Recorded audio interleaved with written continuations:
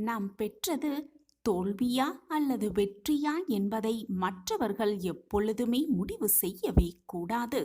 அந்த முடிவு நாம் தான் எடுக்க வேண்டும். நமக்குள் இருக்கும் நாம் தான் அந்த முடிவை எடுக்க வேண்டும். ஜெய் சாயிரம், ஜெய் ஜெய் சாயிரம். நம்ம சாயன்பர்கள் எல்லாரும் எப்படி இருக்கீங்க? எல்லாரும் நல்லா இருப்போம். ஓம் சாயிரம். என் அன்பு பிரியமே, யாருமே எதிர்பாராத அந்த அற்புத அதிர்ஷ்டம் நாளையே நீ எதிர்நோக்கிய இடத்திலிருந்து உனக்கு வரப்போகிறது. ஆம் என் குழந்தா, அற்புதம் நிகழப்போகிறது. நீ நினைத்த மாதிரியே உனக்கான அற்புதம் உனக்கு நிகழப்போகிறது. சந்தோஷம்தானே என் பிரியமே? உண்மையில் தோல்வி என்பது எதுவுமே இல்லை என் பிரியமே. சில பின்னடைவுகளை கூட நீ தோல்வி என்று நினைத்து கொண்டு அதை தோல்வி என்று நினைத்து கொண்டு துவண்டு போய் கண்ணீர் சிந்திக் கொண்டிருப்பது மட்டும்தான் மிகப்பெரிய தோல்வி என்பதை புரிந்து கொள். ஆம் என் குழந்தா, நீ ஒரு செயலில் வெற்றி பெறாவிட்டாலும் கூட பின்னடைவுகளைக் கண்டு எப்பொழுதுமே பயப்படாதே. அது உனக்கான ஆயத்தமாக எடுத்துக்கொண்டு போராடிக்கொண்டே இரு. நீ இழந்த அனைத்தும் உனக்கு மீண்டும் வரும். சர்வ நிச்சயமாக தொடர்ந்து முயற்சி செய்து கொண்டிருப்பதே மிகப்பெரிய வெற்றிதான் என்பதை புரிந்து கொண்டு செயல்படு. என் அன்பு பிரியமே, ஜெயிக்க வேண்டும் என்ற நம்பிக்கையும் அந்த உத்வேகமும் உன்னிடத்தில் இருந்துவிட்டால், அந்த தெளிவு உன் மனதிற்கு வந்துவிட்டால், உன்னை தோல்விகள் தொட்டுக்கூட பார்க்கவே முடியாது. நீ செல்லும் பாதை கத்தி முனையில் நடப்பதைப் போல மிகவும் கடினமானதாக இருந்தாலும் கூட உன்னுடைய பாதங்களை வலுவாக்கிக் கொண்டு நீ அடைய வேண்டிய குறிக்கோளை எட்டி பிடிக்கும் வரை உறுதியாக நடை போடுவதுதான் மிக மிக சரியானது என்பதை புரிந்து கொள். பாதை சரியில்லை என்று பயணத்தை பாதியிலேயே கைவிடுவது வெற்றியாளர்களின் பழக்கமல்ல என் பிரியமே. பாதையை குறை சொல்லி பயணத்தை நிறுத்தாமல் லட்சியத்தை உன் மனதில் கொண்டு அதை மட்டுமே எண்ணிக்கொண்டு எந்த தடை வந்தாலும் கடந்து செல்பவர்கள்தான் மிகப்பெரிய உறுதியான வெற்றியை அடைகிறார்கள் என்பதுதான் உண்மையிலும் உண்மை.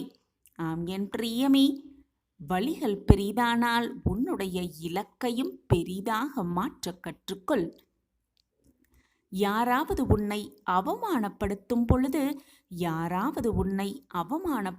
பொழுது உள்ளம் உடைந்து விடாமல் புதிய அவதாரம் எடுக்க முயற்சி செய்ய பிரியமே.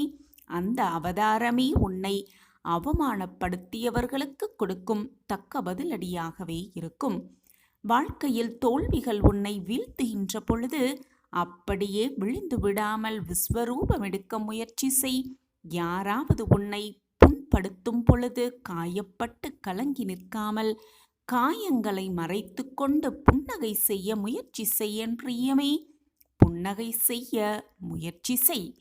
மற்றவர்களோடு எப்பொழுதும் வாதாடிக்கொண்டே இருக்காதே. சிறப்பாக வாழ்ந்து காட்டுவதில் உன்னுடைய கவனத்தை செலுத்த கற்றுக்கொள். உன்னுடைய வாழ்வின் நோக்கம் என்ன என்று தெரிந்து கொண்டு அதை புரிந்து கொண்டு அதற்காக உழைக்கவும் அதற்காக வாழவும் முயற்சி செய்ய கற்றுக்கொள். ஏனென்றால் பல பேர் இங்கு நடித்து கொண்டுதான் இருக்கிறார்கள். நீயும் அந்த நடிப்பை தொடர்ந்து கொண்டே இருக்காதே. என் அன்பு பிரியமே, மற்றவர்கள் போல வாழ்வதில் ஒரு நன்மையுமே கிடையாது. உனக்கான தனி அடையாளத்தை உருவாக்குவதில் உன்னுடைய வாழ்வின் வெற்றியே அடங்கியிருக்கிறது என்பதை புரிந்து கொள்.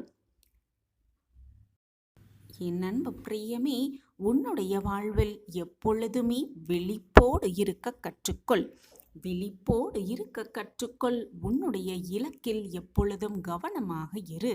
உன்னுடைய கவனத்தை ஒருபோதும் சிதறவிடாமல் பார்த்துக்கொள் என் பிரியமே. நீ எது ஒன்றையும் புதியதாக கற்றுக்கொள்வதற்கு உனக்கு அதிக காலம் தேவைப்படுகிறது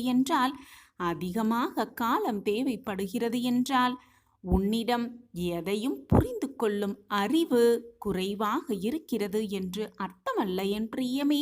அது அர்த்தமல்ல. உன்னுடைய மனதை ஒருமுகப்படுத்த நீ இன்னும் பழகவில்லை என்றுதான் அர்த்தம். எனவே நேரம் கிடைக்கும் பொழுதெல்லாம் உன்னுடைய மனதை உறுதிப்படுத்தவும் உன்னுடைய சிந்தனையை ஒருமுகப்படுத்தவும் பயிற்சி செய்ய கற்றுக்கொள். அதுதான் நீ எதையும் எளிதாக கற்றுக்கொள்ளவும் வெற்றிகளை எளிதாக பெற்றுக்கொள்ளவும் உனக்கான வழிகள் பிறக்கும் என்பதை புரிந்து கொள்.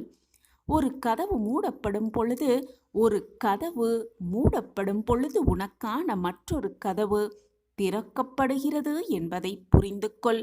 மூடிய கதவுக்கு முன்னால் நின்று கொண்டு அந்த கதவுக்கு முன்பாகவே நின்று கொண்டு திறக்கின்ற கதவுகளை தவறவிட்டு விடுகிறாய் என்பதை புரிந்து கொள்கிறாயா? வாய்ப்புகளை சரியாக பிடித்து கொள்ள கற்றுக்கொள். வாய்ப்பு வரும் பொழுதே அதை சரளமாக பிடித்துக்கொள். வாய்ப்புகள் கிடைக்காமல் போனால் உனக்கான வாய்ப்பை நீயே உருவாக்கு. அந்த உருவாக்குவதற்கான வித்தையை கற்றுக்கொள்.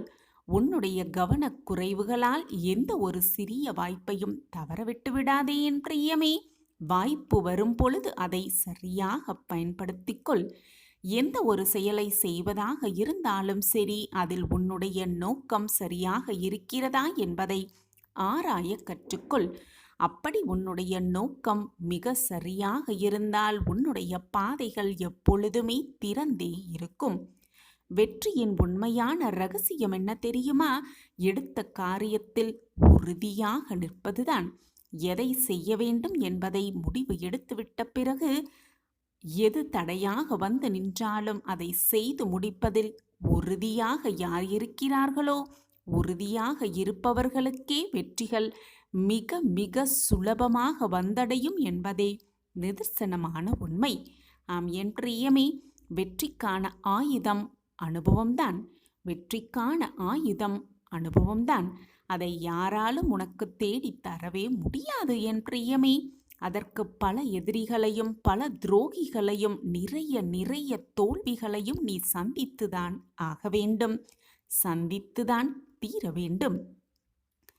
உன்னுடைய உடலை உறுதி செய்வதிலும் கொஞ்சம் கவனம் செலுத்திக் கொள்ள என் பிரியமே. கொஞ்சம் கவனமாக இருக்க கற்றுக்கொள். உடல் உறுதியாகிவிட்டால் உன்னுடைய மனமும் உறுதியாக மாறிவிடும் என்பதுதான் நிதர்சனமான உண்மை. உனக்கு துணையாக உன்னப்பா நான் உன்னோடு இருந்து கொண்டிருக்கும் பொழுது உன்னுடைய மனமும் தெளிவாக எப்பொழுதும் இருக்கும் என்பதை எனக்கு சொல்லிதான் எனக்கு தெரிய வேண்டும் என்றில்லை. சொல்லாமலேயே அனைத்தும் உன் சாயப்பாவிற்கு நன்றாகவே தெரியும். உறுதியான மனம் கொண்டவர்களால் மட்டுமே எதையும் எதிர்கொள்ள முடியும், எதையும் சாதிக்க முடியும். நடந்து முடிந்தவை அனைத்தையும் விட்டுவிட கற்றுக்கொள். அதை மட்டுமே சிந்தித்து கொண்டிருந்தால் எதையுமே உன்னால் சரிவர செய்யவே முடியாது. பின்னால் திரும்பி பார்க்கவே பார்க்காதே, முன்னோக்கி சென்று கொண்டே இரு. அளவற்ற ஆர்வமும் அளவற்ற வலிமையும் அளவற்ற பொறுமையும் உன்னிடத்தில் இல்லாமல் போனால் மிகப்பெரிய சாதனைகள் செய்வது முடியாமலேயே போய்விடும் என் பிள்ளையே. நம்பிக்கையோடு இரு, பொறுமையாக இரு. முடிக்காததையும் முடித்து காட்டும் உன்னுடைய அந்த நம்பிக்கையே.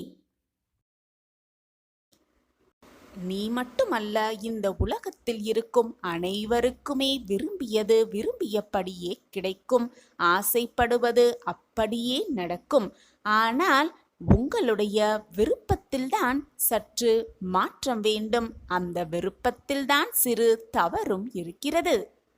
ஒருவருடைய விருப்பம் எப்படியாவது கஷ்டப்பட்டாவது முன்னேற வேண்டும் என்ற விருப்பமாக இருக்கிறது. எனவேதான் அவன் விருப்பப்படியே அவன் விரும்பிய கஷ்டத்தை அனுபவித்து பின் வெற்றியை பெறுகிறான். வேறு ஒருவர் அவனுடைய முதுமை காலத்தில் நன்றாக வாழ வேண்டும், நிம்மதியாக இருக்க வேண்டும் என்ற எண்ணத்தில் செல்வத்தை சேர்க்கிறான்.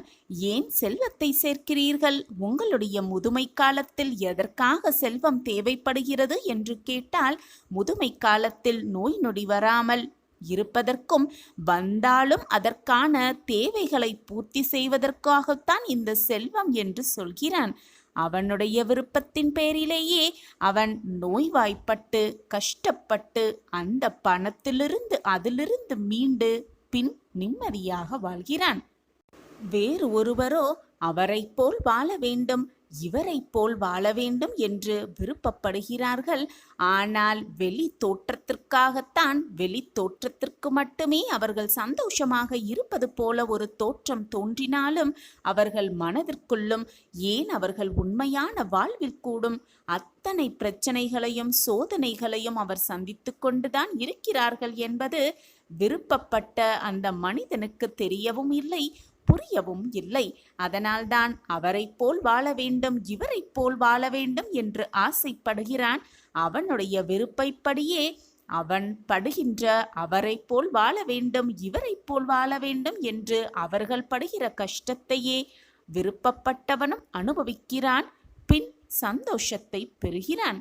எதை பற்றியும் சிந்திக்காமல், யாரை பற்றியும் நினைத்து பார்க்காமல், எது வந்தாலும் என்னதான் நிகழ்ந்தாலும் நான் நிம்மதியாக இருப்பேன், சந்தோஷமாகவே இருப்பேன், நிம்மதியாகத்தான் என் வாழ்வு இருக்கும் என்று நினைப்பவர்கள் எப்பொழுதுமே விருப்பப்படியே சந்தோஷத்தை மட்டுமே அனுபவிப்பார்கள். வேறு பலரோ அது இருந்தால் நான் சந்தோஷமாக இருப்பேன், இது கிடைத்தால் நான் ஆனந்தமாக இருப்பேன் என்று சொல்லிக்கொண்டே இருப்பவர்கள் அந்த சந்தோஷத்தை அவர்கள் விருப்பப்படியே அந்த சந்தோஷம் அவர்களை விட்டு விலகி நின்று அவர்கள் எதிர்பார்த்தது, அவர்கள் ஆசைப்பட்டது, அவர்கள் கிடைப்பது, ஆசைப்படுவது அனைத்தும் அவர்களுக்கு கிடைக்கும் வரை அவர்களுடைய சந்தோஷத்தை அவர்கள் தள்ளி வைத்து கொண்டுதான் இருக்கிறார்கள்.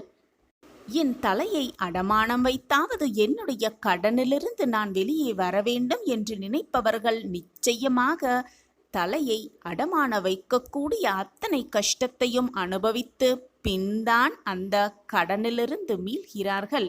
இப்படியாக அனைத்து இன்பத்தையும் வேண்டும் வேண்டும் என்று நினைத்து கொண்டிருப்பவர்கள் அந்த இன்பத்திலும் ஒரு துன்பத்தை கலந்துதான் யோசிக்கிறார்கள். அவர்கள் விருப்பப்படிதான் அவர்களுடைய வாழ்வும் அந்த துன்பத்தை அனுபவித்த பின்தான் இன்பத்தை சந்திக்கிறது. இப்பொழுது புரிகிறதா? நீ விரும்பியது விரும்பியபடியே உனக்கு நடக்கும் என்று நான் உனக்கு கூறுவது இப்பொழுது உனக்கு புரிகிறதா? நீ விரும்பியதுதானே உனக்கு நடக்கிறது, நீ கேட்பதுதானே உனக்கு கிடைக்கிறது, நீ நினைப்பதுதானே உனக்கு நடக்கிறது. நீ நல்லதாகவே நினைத்தால் எதுவுமே உனக்கு நல்லதாகவே நடக்கும். நேர்மறை எண்ணத்தோடு இருந்தால் உன் வாழ்வில் அனைத்தும் உனக்கு நேர்மறை எண்ணமாகவே நிகழும். நீ நினைப்பதுதான் உன் வாழ்வு. இதை புரிந்து கொண்டாலே போதும் பெண் பிள்ளையே, உன் வாழ்வு நிம்மதியாகவே இருக்கும், சந்தோஷம் மட்டுமே நிறைந்து இருக்கும். எதை நோக்கி உன் எண்ணங்கள் பாய்கிறதோ, எதை நோக்கி உன் எண்ணங்கள் செல்கிறதோ அதன்படிதான் உன் வாழ்வும் இருக்கும். இப்படி இருந்தால்தான் இன்பம், அப்படி இருந்தால்தான் இன்பம் என்று நீ விருப்பப்பட்டதால்தான், நீ விரும்பியதால்தான் எல்லாமே உனக்கு நடக்கிறது. அப்படி இருக்க வேண்டுமே என்று பலவித துன்பத்தையும் நீ அனுபவித்துக் கொண்டிருக்கிறாய். அந்த துன்பத்திற்கு பின் இன்பத்தையும் சந்திக்கிறாய். தினம் தினம் ஓம் சாயிராம் ஓம் சாயிராம் என்று சொல்லி சொல்லிதான் உன்னுடைய தின விடியலையும் நீ கண் விழிக்கிறாய் என்பது கூட எனக்கு தெரியும். மணியே, எவ்வளவு சோகங்கள் வந்தாலும் சோதனைகள் வந்தாலும் இன்னல்கள் மட்டுமே உன் வாழ்க்கையை சூழ்ந்தே இருந்தாலும் உன் சாயப்பாவிற்கு பூஜை செய்வதற்கோ எனக்கு உணவளிப்பதற்கோ மறந்து விடாமல் உன்னுடைய தினசரி வேலைகளை நீ செய்து கொண்டுதான் இருக்கிறாய். இவ்வளவு அன்பையும் பாசத்தையும் என்மேல் கொட்டி கொட்டி தீர்க்கும் என் அன்பு பிள்ளைக்கு நான் எதுவுமே செய்யாமல் அமைதியாகவே இருந்து விடுவேன், உன் கஷ்டங்களை பார்த்து வேடிக்கை பார்த்து கொண்டே இருப்பேன் என்று நீ எப்படி நினைக்க முடிகிறது உன்னால்? உன் சாயப்பாவை அவ்வளவுதான் நீ புரிந்து கொண்டதா? உன் சாயப்பா அப்படி அல்ல என் குழந்தையே. என்மேல் அன்பையும் பாசத்தையும் பொழியும் என் பிள்ளைக்கு நான் 100 மடங்கு அனைத்தையும் கொட்டி கொட்டி வழங்குவேன் என்பது புரிந்து கொள். இதுதான் நிதர்சனமான உண்மை. இதுதான் உன் அப்பாவின் வாக்கும் கூட. என் வாக்கு என்றைக்கும் பொய்யாகாது குழந்தையே. தங்கமே, புலம்புவதை உடனே நிறுத்திவிடு. எதற்கெடுத்தாலும் முடிந்ததை நினைத்து நினைத்து மனவேதனையில் புலம்பிக் கொண்டே இருக்காதே. நீ புலம்புவதை நிறுத்தினாலே உன் வாழ்வில் நீ சிகரத்தை எட்டிப் பிடித்தே விடுவாய். உன் கண்களில் வழியும் நீரை ஆனந்தக் கண்ணீராக மாற்றுவதே உன் சாயப்பாவின் பொறுப்பு. மனவேதனையாக இருந்தால் என் கண்களை நன்றாக உற்றுப்பார். என் கரத்தை நன்றாக இறுகப் பற்றிக்கொள். என் காலடியில் முழுவதுமாக சரணடைந்து விடு. அனைத்தையும் நான் பார்த்து கொள்வேன். உன்னை விட்டு ஓடி சென்ற வெற்றியெல்லாம் மீண்டும் உன்னை நோக்கியே வந்து தீரும். அதை உன்னை நோக்கி திருப்பிவிடும் வேலையையும் உன் சாயப்பா பார்த்து கொள்கிறேன் என் குழந்தையே. மிகப்பெரிய ரெட்டிப்பு இன்ப அதிர்ச்சி உன் வீடு தேடி வரவைப்பேன். எதற்குமே பயப்படாதே. உன் அப்பா இருக்கும் பொழுது வீணாக எதற்குமே கலங்கி நிற்காதே. உன் அப்பாவின் வார்த்தைகளின் மீது நம்பிக்கை வைப்பாயா என் பிரியமே? இது உனக்கான ஆறுதல் வார்த்தைகள் இல்லை என் தங்கமே. இது நிச்சயமான உன் சாயப்பாவின் தெய்வ வாக்கு. விடாப்பிடியாக அந்த காரியத்தில் முழுவதுமாக உன்னுடைய கவனத்தை செலுத்தி செயல்படத் துவங்கு. நான் உனக்கு துணையாக எப்பொழுதும் இருந்து கொண்டே இருப்பேன். விடாமுயற்சிக்கு வெற்றி கிடைக்கும். விடாமுயற்சிக்கு வெற்றி கண்டிப்பாக கிடைக்கும். என் அன்பு குழந்தையே, கூடிய விரைவில் நல்ல செய்தி. இது நாள் வரை எதற்காக காத்து கொண்டே இருந்தாயோ, என்னிடம் என்ன பிரார்த்தனை வைத்து கொண்டே இருந்தாயோ, அது உன்னை சேரும் நேரம் நெருங்கி இருக்கிறது. உன்னை சர்வ நிச்சயமாக வந்து சேரத்தான் போகிறது. உன் மனதில் உள்ளது இதுதானே? நான் உள்ளதை உள்ளபடி சொல்லிவிட்டேனா? நான் கூறுவது சர்வ நிச்சயமாக பலிக்கும். உன் சாயப்பாவின் வாக்கு என்றுமே பொய்யாகாது. நான் இருக்கிறேன். நான் உன்னுடனேயே இருப்பேன். உன்னுடனேயே எப்பொழுதும் இருப்பேன். கவலைப்படாமல் இரு. உனக்கு என்று எழுதப்பட்டது நிச்சயமாக உன்னிடம் வந்து சேரும்படி நான் பார்த்து கொள்கிறேன். எல்லா திசைகளிலும் நான் உன்னை சூழ்ந்து நிற்கையில் நீ எதற்காக பயப்படுகிறாய்? எனது பிடியிலேயே இருந்து கொண்டிருக்கிறாய். நானே உனக்கு அனைத்துமாக இருந்து கொண்டிருக்கிறேன். எனவே வாழ்வை பார்த்து பயப்படாதே. வாழ்வு என்பது ஒரு பாடல் போன்றது. பாடிப்பார். வாழ்வு என்றது ஒரு விளையாட்டை போன்றது. விளையாடிப்பார். வாழ்வு என்பது ஒரு தன்னம்பிக்கை போன்றது. சாதித்து காட்டு. வாழ்வு என்பது ஒரு கனவு போன்றது. அதை நிஜமாக்கி காட்டு. வாழ்வு வாழ்வதற்கே சந்தோஷமாக அந்த வாழ்வை வாழ்ந்துவிட்டு போகலாமே. எந்த ஆபத்து உன்னை நெருங்கினாலும் அதிலிருந்து நீ காப்பாற்றப்படுவாய். இதில் எந்த சந்தேகமுமே உனக்கு வேண்டவே வேண்டாம். நீ வேண்டியதை, பிரார்த்தனை செய்ததை, நீ ஆசீர்வாதமாக கேட்டதை நான் தராமல் எங்கு செல்லப் போகிறேன்? உனக்கு வேண்டியதை தருவதற்காகவே நான் வேலை செய்து கொண்டிருக்கிறேன். என் பிள்ளைக்கு தராமல் வேறு என்னத்தான் வேலை இருக்கிறது எனக்கு? நான் அனைத்தையும் பார்த்து பார்த்து செய்து கொண்டே இருக்கிறேன். உனக்கு தேவையானதை சரியான நேரத்தில் சரியான சமயத்தில் உனக்கு நான் கொண்டு வந்து சேர்ப்பேன். எனவே தைரியமாக இரு. அமைதியும் சந்தோஷமும் உன்னிடம்தான் இருக்கிறது. அதை உன்னில் இருக்கும் உன்னை தேடிக்கொண்டே இரு. மற்ற இடத்தில் அதை தேடுவதை நிறுத்திவிடு. சந்தோஷமும் நிம்மதியும் உன் முகத்தில் எப்பொழுதுமே இருக்க வேண்டும். அதுதான் உன் சாயப்பாவின் ஆசையும் கூட. சாயப்பா உன்னோடு இருக்கும் வரை உனக்கு ஏன் மனக்கவலை? சாயிராம், சாயிராம். மகிழ்ச்சி, சந்தோஷம், ஆனந்தம் எல்லாமே நம்மிடத்தில்தான் இருக்கிறது. நம்மிடம் அது இருக்கும் பொழுது நமக்கு அது பெரிதாக தெரியவில்லை. நம்மிடமிருந்து அது சென்று விட்டால் மீண்டும் அது நம்மிடம் வந்து சேரும் பொழுது அளவில்லாத ஆனந்தமும் மகிழ்ச்சியும் நம்மிடம் வந்து சேரும் என்பது உண்மையிலும் உண்மை. ஒரு ஊர்ல ஒரு பெரிய கோடீஸ்வரர் வாழ்ந்து வந்தார். அவனிடம் இல்லாத விஷயங்களே இல்லை.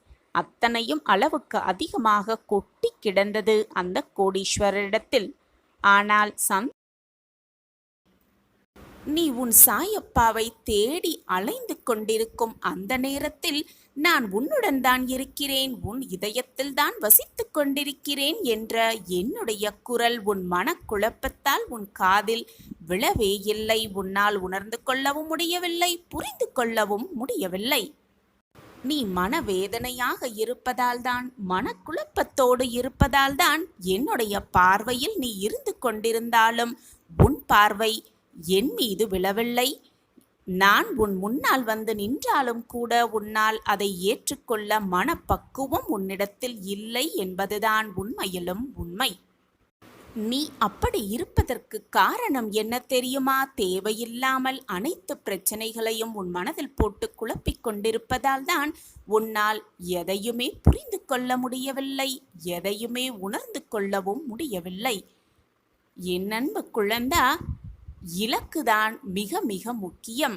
என்ன பிரச்சனை வந்தாலும், வானமே இடிந்து உன் தலையில் விழும் சூழ்நிலை வந்தாலும், 1000 இடைஞ்சல்கள் வந்தாலும், 1000 தடைகள் வந்தாலும் அனைத்தையும் தடைத்து எறிந்துவிட்டு, உதறி தள்ளிவிட்டு உன் இலக்கை மட்டுமே நம்பிக்கை வைத்து முன்னேறிக்கொண்டே இருக்க வேண்டும். அப்பொழுதுதான் உன் வாழ்க்கையில் மிகப்பெரிய மாற்றம் நிகழும். நான் அந்த மாற்றத்தை உனக்கு சர்வ நிச்சயமாக ஏற்படுத்துவேன். நான் இருக்கும் வரை நீ எதற்குமே வருத்தப்பட வேண்டிய அவசியமே இல்லை. எனவே எது நடந்தாலும் நேர்மறை எண்ணத்தோடு பார். நல்ல எண்ணத்தையே உன் மனதில் வைத்துக்கொள்.